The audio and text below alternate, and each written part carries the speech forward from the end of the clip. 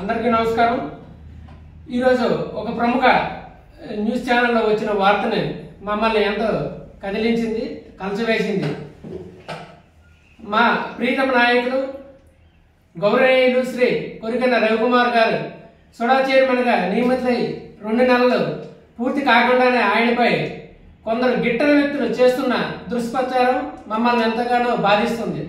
ఆయన సుడా చైర్మన్గా అప్పటికప్పుడే వచ్చి సుడా చైర్మన్ తీసుకున్నారనేసి వార్తలు రాయించడం అది ఏమాత్రం కూడా తగదు।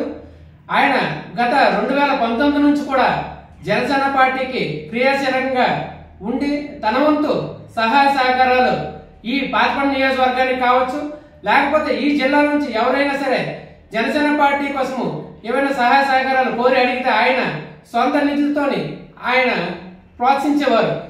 ఈరోజు ఒక వ్యాపారవేత్త అయినప్పటికీ మన ఎక్స్ప్రెస్ పార్లమెంట్ నియోజకవర్గంలో తన సొంత నిధులతోనే కొరికన్న కాంపిటేటివ్ అకాడమీ అనేది ఓపెన్ చేశారు। అలాగే కొరికన్న ఫౌండేషన్ ద్వారా అనేక సేవా కార్యక్రమాలు కూడా ప్రజలకి సేవలు అందిస్తున్నారు। ఈ రోజు ప్రభుత్వంలో కూడా ప్రభుత్వానికి ఎటువంటి చెడ్డపోరి రాకూడదనేసి ఏవైతే గ్రామాలు ఉన్నాయో అక్కడ జన సైనికుల సమస్యలు తీసుకెళ్తే వీలైన మట్టుకి ప్రభుత్వం దృష్టికి తీసుకెళ్లి ఆ సమస్య అనేది పరిష్కారం దిశగానే అడుగులు వేస్తున్నారు।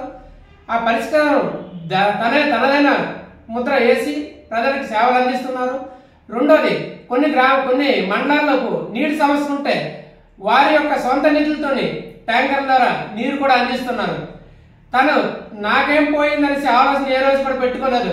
వారిద్దరు భార్యాభర్తలు దంపతులు కూడా ఈ నియోజకవర్గానికి అంతగానే సేవ చేశారు। సుడా చైర్మన్ వచ్చిన తర్వాత ఈ శ్రీకాకుళం జిల్లాలో సుడా చైర్మన్ పదవి అనేది ఒకటి ఉన్నదనేసి ఆ రోజే ఈ జిల్లా వాసులకు తెలిసింది। సుడా చైర్మన్ గతంలో ఉన్నప్పటికీ ప్రజలకు ఎవరు కూడా అందుబాటులో లేదు। సుడా చైర్మన్ ఆయన నియమితులైన కొద్ది రోజులకే సుడాలో గ్రీవెన్స్ మనకి ఆయన జేసీ గారి ఆధ్వర్యంలో ఈయన చైర్మన్ గా ఎవరైతే ఉన్నారో సుడాకు సంబంధించి అనుమతులు కావచ్చు, ఏమైనా వాళ్ళకి సమస్యలు ఏమైనా ఉంటాయి వాటి పరిష్కారం కావచ్చు, ఒక్క రోజులకు ఆయనకు సుమారు 200 పైన సమస్యలు గ్రీవెన్స్ కి వచ్చినాయి। వాటన్నింటినీ కూడా పరిష్కారం తీసుకొని ఆయన ముందుకెళ్తున్నారు। ఆయన ఎదుగుదలను చూసి ఓర్వలేక గిట్టని వ్యక్తులు ఈ వార్తా ఛానల్ ద్వారా ఆయన మీద తప్పుడు కథనాలు రాస్తున్నారు। ఎవరైతే తప్పుడు కథనాలు కోరి ఆయన్ని డిఫరెన్స్ చేయాలని అనుకుంటున్నారో వారికి ఇదే మేము కబడ్డా చెప్తున్నాం। కూటమిలో ఉన్నాం కాబట్టి మేము జాగ్రత్తగా మాట్లాడుతున్నాం, బాధ్యతతో మాట్లాడుతున్నాం। మా నాయకులు మాకు అది నేర్పించిన డిసిప్లిన్ కాబట్టి మీరు కూడా ఆలోచన చేయాలి। మీడియా కూడా ఎవరో ఏది చెప్తే అది అని రాయడం కాదు, మీరు ఖచ్చితంగా విశ్లేషణ చేయాలి। సుడా ఆఫీసులో ఆయన ఎలా పనిచేస్తుందో ఆయన తీరు ఎడకుండా మీరు పరిశీలించాలి।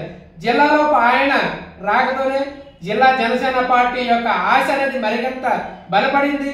జిల్లా జనసేన పార్టీ మరిన్ని రోజుల్లో మరింత బలంగా ముందుకు తీసుకెళ్తారు।